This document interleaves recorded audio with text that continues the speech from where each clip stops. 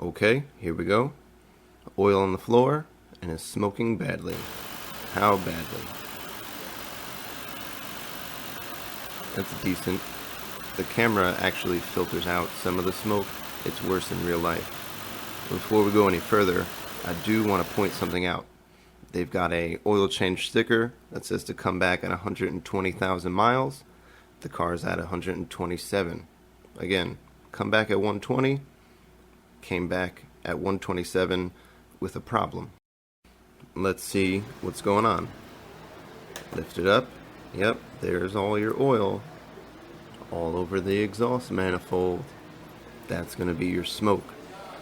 Now I'm going to dripping all the way from the top all the way to the bottom.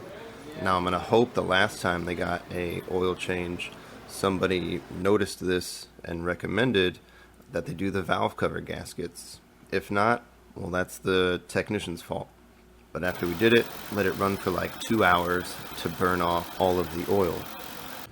I recently purchased a 1991 Nissan Skyline, and after I first inspected it, one of the few things that's mechanically wrong with it is it also has a leaking valve cover gasket.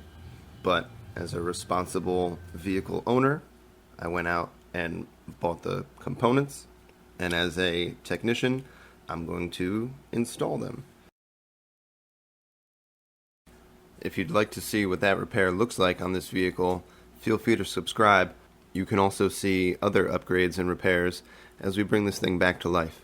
But the name of the game is maintenance. Take care of those cars.